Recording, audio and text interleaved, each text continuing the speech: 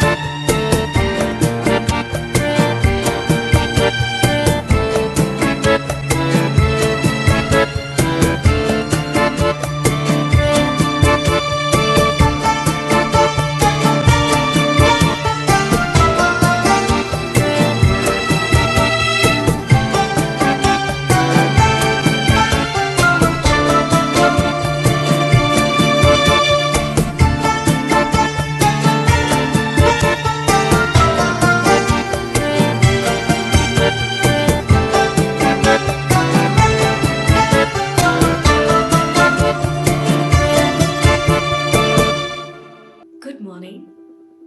This is Junagadh.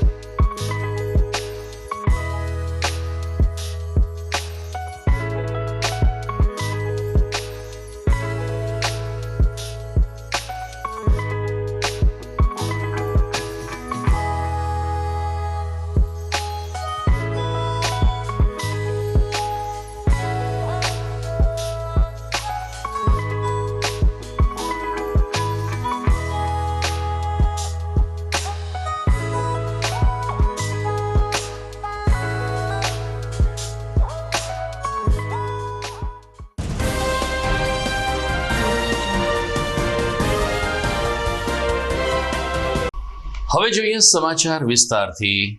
સામાન્ય રીતે ગુજરાત છે એ ગીરના સાવજોની ભૂમિ ગણાય છે। અહીં સિંહનો વસવાટ છે, જંગલનો રાજા સ્પર્શી રહ્યો છે, તો કેટલાક ખૂંખાર દીપડાઓ પણ આ ભૂમિ ઉપર છે, પરંતુ વન મંત્રી અર્જુન મોઢવાડિયાએ કબૂલાત કરી છે કે હવે ગુજરાતમાં વાઘનું આગમન પણ થઈ ગયું છે. આજે પત્રકારોને માહિતી આપતા વન અને પર્યાવરણ મંત્રી અર્જુનભાઈ મોઢવાડિયાએ સ્પષ્ટતા કરી કે ફેબ્રુઆરી 2025માં દાહોદ જિલ્લામાં એક વાઘ જોવા મળ્યો હતો. સતત 10 મહિના સુધી વન વિભાગે આ વાઘ ઉપર દેખરેખ રાખી અને તેની ચહલ પહલનું નિરીક્ષણ કર્યું હતું. હવે વન વિભાગને ખાતરી થઈ ગઈ છે કે આ વાઘ ગુજરાતમાં સ્થાયી થઈ ગયો છે અને એટલે ગુજરાતમાં વાઘનું આગમન થઈ ગયું હોવાનો સ્વીકાર વન મંત્રીએ કર્યો છે. ગુજરાતમાં એક સમયે વાઘની મોટી સંખ્યામાં હાજરી હતી, પરંતુ સમયાંતરે આપણે લગભગ ગુજરાતમાંથી વાઘ છે એની હાજરી સમાપ્ત થઈ ગઈ હતી. પરંતુ ગુજરાતની જનતાને જણાવતા આનંદ થાય છે કે ફેબ્રુઆરી 2025માં સૌ પ્રથમ વાઘ છે એ વન વિભાગે ગોઠવેલા કેમેરામાં દાહોદ જિલ્લાના રતનમહાલ વિભાગની અંદર એક વાઘની તસવીર જોવા મળી અને એ પછી સતત વન વિભાગે આ વાઘ ઉપર નજર રાખી હતી અને એમના મૂવમેન્ટ ઉપર પણ નજર રાખવામાં આવી હતી અને વારંવાર આ વાઘ છે એ સીસીટીવી ગોઠવેલા કેમેરાની અંદર ટ્રેપ થયો હતો. આ વાઘ તંદુરસ્ત છે અને હવે વન વિભાગને ખાતરી થઈ છે કે આ વાઘ ત્યાં સ્થિર થયો છે અને આ રીતે આપણે ત્યાં જે 4 બિગ કેટ માનવામાં આવે છે, દીપડા, સિંહ અને વાઘ, આ 4માંથી 3 જે કુદરતી રીતે જ બિગ કેટની હાજરી ગુજરાતમાં જોવા મળી છે અને વાઘને એમના શિકાર બેઝ મળી રહે, પ્રે બેઝ મળી રહે એ માટે ત્યાં ચિત્તલ સહિતના જે પ્રાણીઓ છે, તૃણભક્ષી પ્રાણીઓ, એને ત્યાં રિલોકેટ કરવામાં આવ્યા છે અને એ ઉપરાંત બીજો પણ પ્રેવેશ ત્યાં રતનમહાલ જંગલની અંદર પૂરતા પ્રમાણમાં મળી રહેવાનો છે. તો આ રીતે જે યશસ્વી પ્રધાનમંત્રી નરેન્દ્રભાઈ મોદીની જે પ્રેરણા છે કે આપણા જંગલો સુરક્ષિત રહેવા જોઈએ અને એના માટે જંગલના જે ચોકીદાર જે અગાઉ વસતા હતા, કુદરતી ચોકીદાર, એ પુનઃસ્થાપિત થવા જોઈએ અને એને કારણે મુખ્યમંત્રી શ્રી ભૂપેન્દ્રભાઈ પટેલની આગેવાનીમાં વન વિભાગની અંદર વનનું અને વનમાં રહેતા પ્રાણીઓનું કન્ઝર્વેશન, સંવર્ધન અને રક્ષણ કરવાની જે નીતિ છે એને કારણે આજે આ રતનમહાલ જે ખૂબ આ મધ્ય ગુજરાતનું અને મધ્યપ્રદેશ, રાજસ્થાનની અંદર આસપાસમાં આવેલું જે આપણું વન છે એમાં વાઘની પુષ્ટિ થવાથી વન વિભાગ આનંદ અનુભવે છે અને એના માટેની આગળની કાર્યવાહી કરવા માટે national tiger agency conservation authority છે એને પણ આ બાબતે સતત આપણે રિપોર્ટ આપ્યા છે અને એમના માર્ગદર્શન હેઠળ આગળની કાર્યવાહી કરવામાં આવશે. સમાચારમાં આગળ વાત કરીએ તો હાલ સમગ્ર રાજ્યમાં 14 નવેમ્બરથી 21 નવેમ્બર સુધી ગ્રંથપાલ સપ્તાહની ઉજવણી ચાલી રહી છે, જેના ભાગરૂપે સરદાર ચોકમાં આવેલ સરકારી પુસ્તકાલય ખાતે રોજે રોજ નવા પ્રકલ્પના આયોજનો થાય છે, જેના ભાગરૂપે આજે પ્રાચીન સિક્કાઓનું પ્રદર્શન જૂનાગઢના સિક્કા પ્રેમી નગરજનો માટે યોજાયું હતું. ખાસ કરીને વિદ્યાર્થીઓને આ પ્રકારના નવાબી કાળના સિક્કામાં રસ પડે તે માટે સરસ રીતે ગોઠવણ કરી હતી, જેથી આ સિક્કા પ્રદર્શનની મુલાકાતે આવનાર લોકો પણ પ્રભાવિત થયા હતા. વિદ્યાર્થીઓએ ખૂબ જ ઉત્સુકતાથી નવાબી કાળના પ્રાચીન સિક્કા નિહાળ્યા તો સાથોસાથ વિદેશી ચલણ કયું અસ્તિત્વમાં હતું જે તે સમયે એનું પણ પ્રદર્શન આ જ શૃંખલામાં ઉપલબ્ધ કરવામાં આવ્યું હતું. સિક્કાના સંગ્રહકાર કમલેશભાઈ કોરડીયાએ કહ્યું કે આ દુર્લભ અને પ્રાચીન સિક્કાઓ માત્ર નવાબી કાળના નથી, એ પહેલાના પુરાતન કાળના પણ સિક્કાઓ અમારી પાસે છે જે આજે પ્રદર્શિત કરાયા છે. જ્યારે વિદેશી ચલણનું જેમણે સંગ્રહ કર્યું છે તે ભાવેશભાઈ વેશ્વલિયા અને સાથી મિત્રોએ લોકો પ્રદર્શન સારી રીતે નિહાળી શકે અને સમજી શકે તે રીતે સિક્કાઓની ગોઠવણ કરી હતી, જેનાથી મુલાકાતીઓ પ્રભાવિત થયા હતા. અને અમે લોકો અહીંયા કોલેજ રોડ ઉપર જે ડિસ્ટ્રિક્ટ લાઇબ્રેરી છે અહીંયા બધું સિક્કાને બધું ગોઠવણી કરવામાં આવેલી છે, તો અમે અહીંયા બધું જોવા આવ્યા છીએ.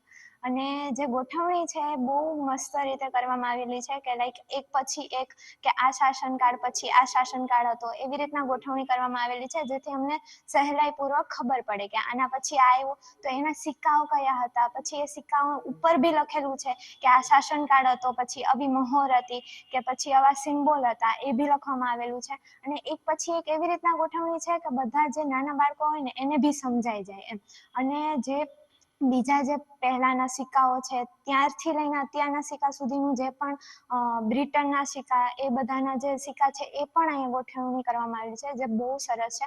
અને અહીંયાના જે લોકો બી છે એ બી અમને લોકોને હેલ્પ કરે છે કે આમાં આવી રીતના હતું, પછી આના પછી આ લોકો આવ્યા, અને કંઈ શબ્દ બી ના સમજાય તો બી એ લોકો કહે છે કે આનો શબ્દનો મતલબ આ થાય છે, તો બહુ સરસ છે, તમારે જરૂર આવજો. આ પ્રદર્શનમાં અમે 2 વિષયો રાખેલા છે. પ્રથમ વિષય છે જૂનાગઢનો પ્રાચીન ઇતિહાસ, જે ઇતિહાસનું લખાણ સાહિત્ય, એને લગતા અવશેષો જે મળે છે એના ફોટોગ્રાફ્સ અને સિક્કાઓ, એ બધાના આધારે અમે અહીંયા રજૂઆત કરી છે. દરેક સીટમાં જે પીરિયડ આજથી 2,500 વર્ષ પહેલાંથી માંડીને આજ સુધી, એટલે કે બુદ્ધ અને મહાવીરના સમયમાં સૌરાષ્ટ્ર એક જનપદ હતું.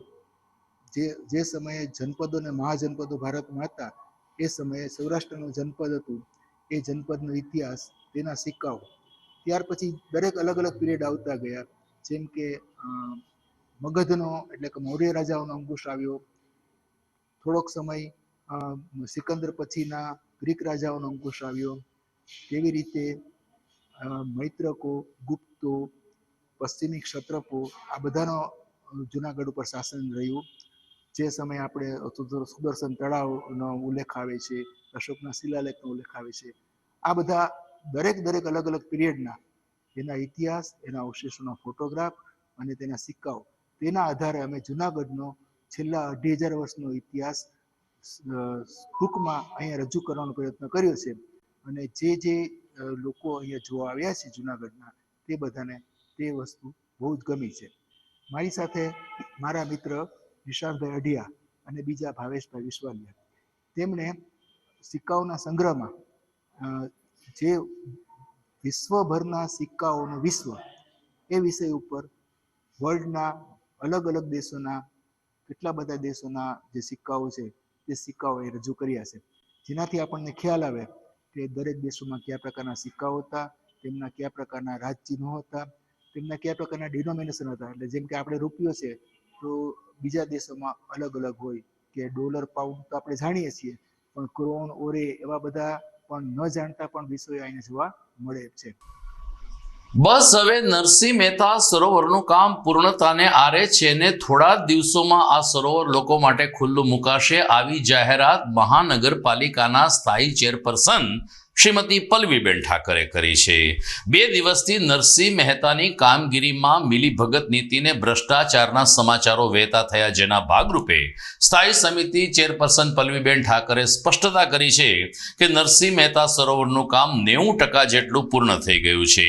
બાગ બગીચા, બાળકો માટે લસરપટ્ટી હિંચકા, વોકિંગ માટેનો ટ્રેક તેમજ અન્ય આનુષાંગિક સુવિધાઓ પૂર્ણ થઈ ગઈ છે.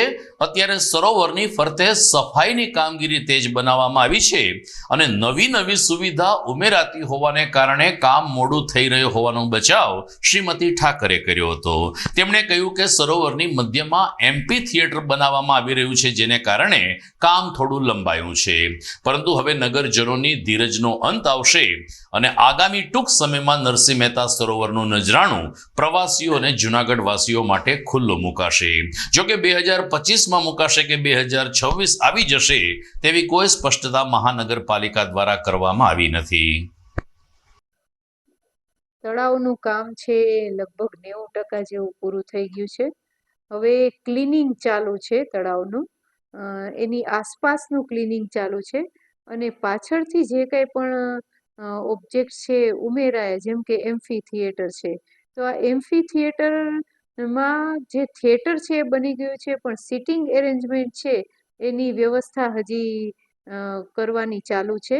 એટલે આ જે પાછળથી જે કમ્પોનન્ટ ઉમેરાયા છે તો એ બનાવવાનું ચાલુ છે.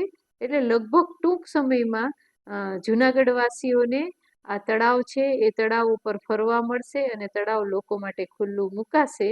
પણ હજી થોડું ઘણું કામ બાકી છે, થોડું ટચિંગ બાકી છે અને પૂરું થાય એની આપણે થોડી રાહ જોવી પડશે અને ટૂંક સમયની અંદર આપણા માટે એ તળાવ છે એ ખુલ્લું મુકાશે. દર્શક મિત્રો, સમાચારમાં સમય થઈ ગયો છે એક વિરામનો.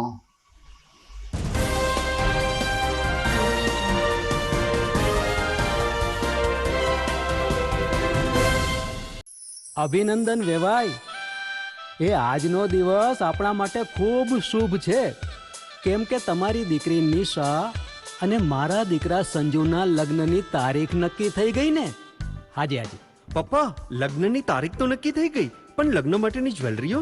સંજુ બેટા, તારા દાદાજીના વખતથી ચોકસી હીરાલાલ મકનજીની જૂની પેઢી છે ને, એની સાથે આપણો વર્ષો જૂનો ઘરોબો છે, જે અત્યારે જય ભવાની જ્વેલર્સના નામે ફેમસ છે બેટા. જય ભવાની જ્વેલર્સ મતલબ ચોકસી બજાર, જુનાગઢ? તમે પણ જય ભવાની જ્વેલર્સ સાથે? અમે ભલે રાજકોટના હોઈએ, પરંતુ જય ભવાની જ્વેલર્સ સાથે અમારો પરિવાર પણ વર્ષોથી સંકળાયેલો છે, જ્યાં છેતરાવાની કોઈ શક્યતા જ નથી. આને કહેવાય સોનામાં સુગંધ ભળી. વહુ બેટા, ચાલો આપણે સૌ જઈએ જય ભવાની જ્વેલર્સના શોરૂમ પર. તમે લોકો જઈ આવો, હું રસોઈ બનાવી રાખું. લક્ષ્મી, આપણા દીકરાના લગ્નમાં થોડા દાગીના તારા માટે થઈ જાય. હે ચાલો મમ્મી. ચાલો ચાલ બેટા.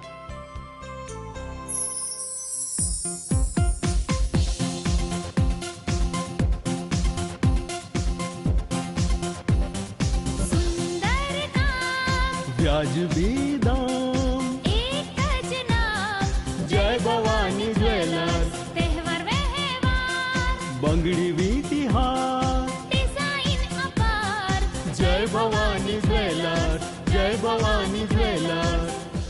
એક્સક્લુઝિવ દાગીના ખરીદવા માટે વિશ્વાસપાત્ર એક જ નામ, જય ભવાની જ્વેલર્સ, ચોકસી બજાર, Junagadh.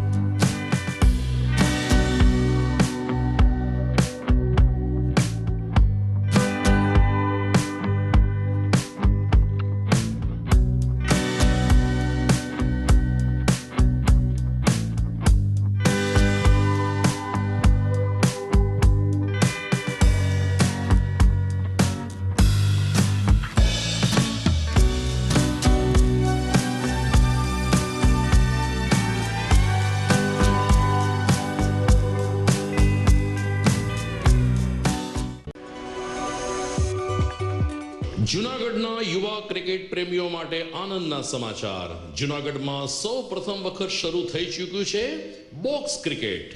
The fun Leo resorts and ક્લબના ભવ્ય ટેરેસ ઉપર બોક્સ ક્રિકેટ.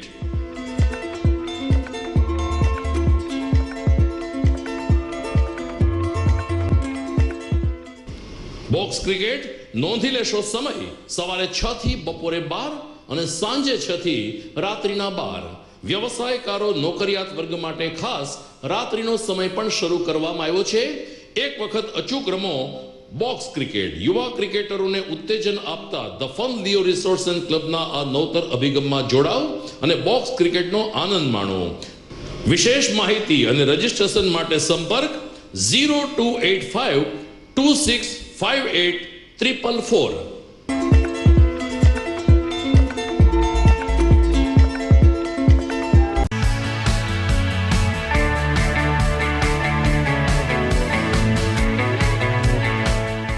છે ને એકદમ જોરદાર ફૂલેલા દડા જેવી પૂરી અને ચટપટું ઘર જેવું જ શાક. આજે તમને મુલાકાત કરાવું ઝાંઝરડા રોડ ઉપર આવેલી મોડર્ન પૂરી શાકની. અહીંયા સવારમાં 9 થી લઈને સાંજે 10 વાગ્યા સુધી એકદમ એવન ટેસ્ટમાં લોકોને પ્રેમથી પૂરી શાક ખવડાવવામાં આવે છે. શાકમાં તમને 3 ઓપ્શન મળી રહેશે, તેમજ દરરોજ અલગ અલગ ઓપ્શન હશે અને જોડે જોડે તમારી સામે જ લાઈવ ગરમા ગરમ ફૂલેલા દડા જેવી પૂરી તમારી ડીશમાં આવે પછી જીભ થોડી હાથ મારીએ બોસ. જોડે પાપડ, સલાડ, છાશ, દહીં, શ્રીખંડ પણ મળી જશે. તેમજ શિયાળાના લીધે ઓળો અને રોટલો પણ અહીં મળી જશે. તો પછી બોસ જરૂરથી પહોંચી જ જજો.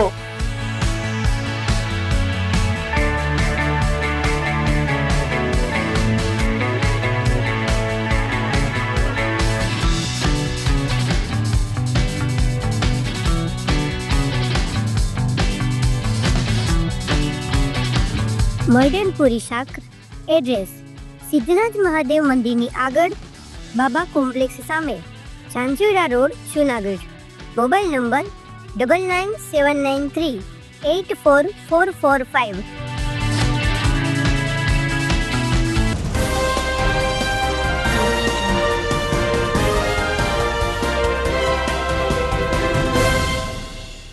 વિરામ બાદ આપનું પુનઃ સ્વાગત છે.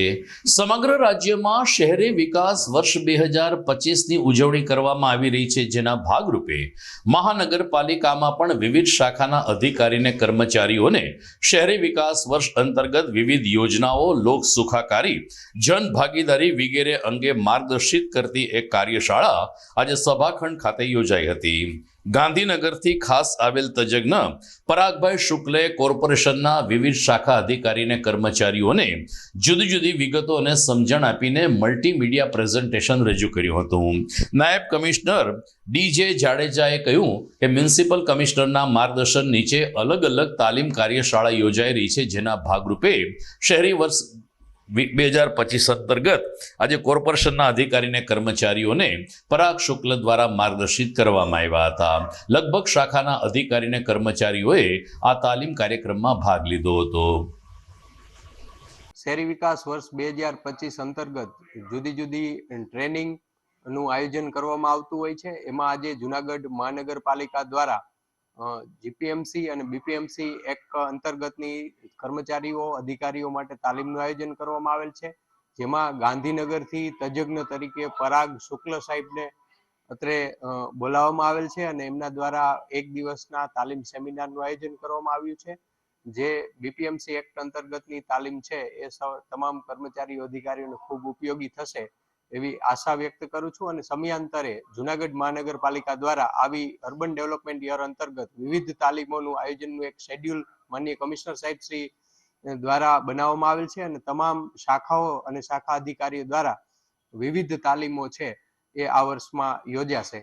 Thank you. પ્રધાનમંત્રી નરેન્દ્ર મોદી દ્વારા વિકસિત ભારતનું એક સ્વપ્ન સેવવામાં આવ્યું છે ને આજનું યુવા ધન વિકસિત ભારતના લક્ષ્યને સાકાર કરશે તેવી તેમને ખાતરી છે. ત્યારે જૂનાગઢમાં ભક્ત કવિ નરસિંહ મહેતા યુનિવર્સિટી ખાતે વિકસિત ભારત શૃંખલા અંતર્ગત નશા મુક્ત સમાજનો એક કાર્યક્રમ યોજાયો હતો. જો સમાજ એટલે કે યુવા ધન નશા મુક્ત હશે તો આપોઆપ યુવાનો તંદુરસ્ત બનશે અને યુવાધન તંદુરસ્ત બનશે તો રાષ્ટ્ર પણ આપોઆપ તંદુરસ્ત બનશે તેવો સુર કુલપતિ ડોક્ટર પ્રતાપસિંહ ચૌહાણે રજૂ કર્યો હતો. આ તકે પ્રધાનમંત્રી નરેન્દ્ર મોદીનું મલ્ટીમીડિયા પ્રેઝન્ટેશન એટલે કે વિકસિત ભારત અંગેના તેના વિચારોનું પણ પ્રસ્તુતિકરણ કરવામાં આવ્યું હતું.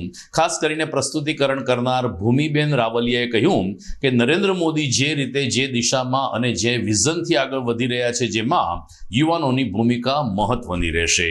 તજજ્ઞો દ્વારા વિકસિત ભારતની સાથે સાથે વ્યસન છોડવા માટે યુવક યુવતીઓને અપીલ કરવામાં આવી હતી. તો મોટી સંખ્યામાં હાજર રહેલા વિદ્યાર્થીનીઓએ આ તકે સંકલ્પ લઈને વ્યસન મુક્ત સમાજ માટે અમે પ્રયત્નશીલ રહેશું તેવી હૈયાધારણા પણ વિશ્વવિદ્યાલયને આપી હતી.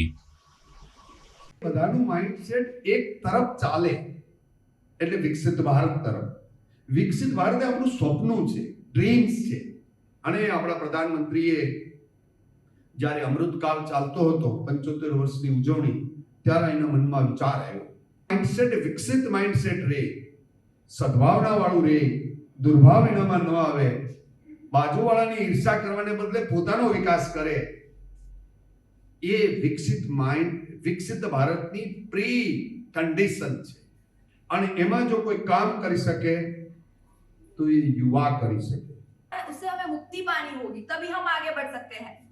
Take pride in our roots, our legacy. हमारा जो रिच एंड वेरिड हेरिटेज है, हमारा जो कल्चर है, वो हमारे जो एंसेस्ट्रल अचीवमेंट्स है, वो हमें आइडेंटिटी देता है, वो हमें स्ट्रेंथ देता है.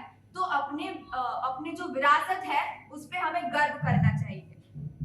जो है प्रण वो है यूनिटी इन डाइवर्सिटी. मतलब यूनिटी हमें एकता ही हमें आगे लेके आ सकता है. भारत की सबसे अच्छी बात ये है कि इतने सारे डाइवर्स जो रिलीजन है, अलग अलग रीजन से सब आते हैं, फिर भी हमारे में एकता है. So that is one of the great biggest advantage that we have.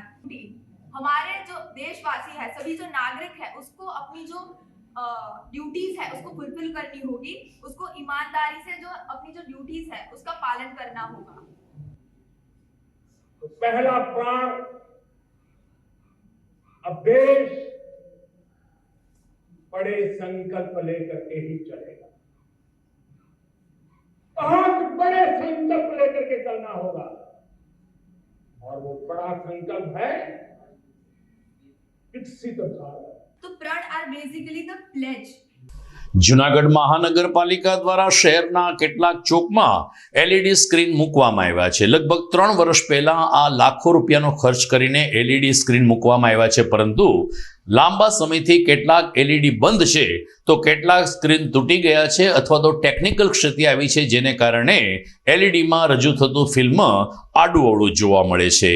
આ અંગે મહાનગરપાલિકા યોગ્ય કાર્યવાહી કરે તેવો સૂર ઉઠી રહ્યો છે. બીજી તરફ પ્રબુદ્ધ નગરજનોમાં ગણગણાટ છે કે હમણાં કોઈ ચૂંટણી નજીક નથી આવતી, જેથી પદાધિકારીઓને પ્રસિદ્ધિની કોઈ જરૂર નથી, જેથી આ એલઈડી સ્ક્રીન બંધ છે.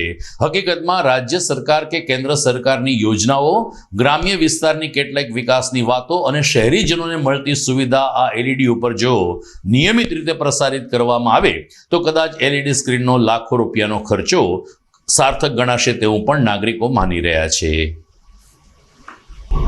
દર્શક મિત્રો, સમાચારમાં સમય થઈ ગયો છે એક વિરામનો.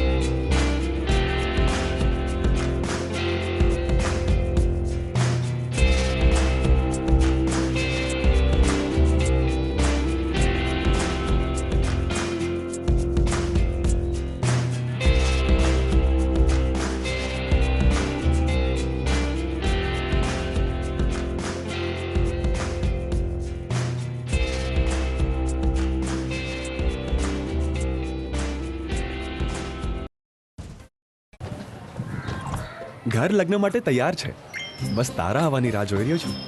નવું ફર્નિચર, નવું ટીવી, નવો કેબલ. કેબલ? આજના જમાનામાં કેબલ? ખૂબ જ સરળ પરિવાર છે. જ્યારે આ છે તો બીજા કઈની શું જરૂરત? જ્યારે આ છે તો બીજા કઈની શું જરૂરત છે? GTPL ઓફર કરે છે HD પિક્ચર ક્વોલિટી અને GTPL ની 24/7 ગ્રાહક સપોર્ટ. આ તે જમાનાનું નહીં, આ જમાનાનું કનેક્શન છે. કાલે લગન કરી લઈએ.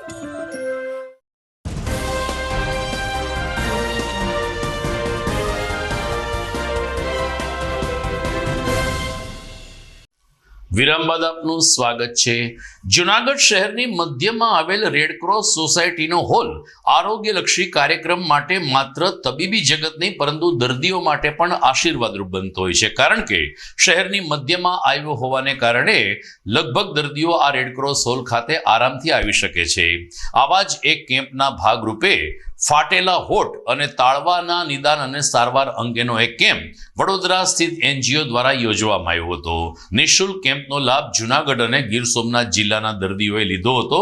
દરમિયાન ફરજ પરના તબીબ ડોક્ટર હિરેન ભટ્ટે કહ્યું કે છેલ્લા 6 મહિનાથી અમે જૂનાગઢ અને ગીર સોમનાથના દર્દીઓ માટે ફાટેલા હોઠ અને તાળવાની સારવાર અંગેના કેમ્પ કરીએ છીએ અને દર 6 મહિને આવા કેમ્પ કરવા જૂનાગઢ ગીર સોમનાથ જિલ્લાના અને આજુબાજુના આશરે 500 થી 600 બાળકોના ઓપરેશન અમે કરી ચૂક્યા છીએ અને આ પ્રકારના ઓપરેશન અમે સમગ્ર ગુજરાતમાં કરી રહ્યા છીએ. અમે ખાલી ઓપરેશન જ નથી કરતા, અમારે ત્યાં સંસ્થામાં બાળકને ઓપરેશન સિવાયની તમામ જરૂરિયાતો પૂરી પાડવામાં આવે છે, જેમાં ઓપરેશન પછી વાંકા ચૂકા દાંત આવે તો એની સારવાર કરવામાં આવે છે. એમને બાળકને બોલવામાં તકલીફ પડતી હોય તો એની સ્પીચ થેરાપી કરવામાં આવે છે. આ બધી જ સુવિધાઓ ફ્રી એટલે કે કોઈ પણ પ્રકારના ચાર્જ વગર કરવામાં આવે છે.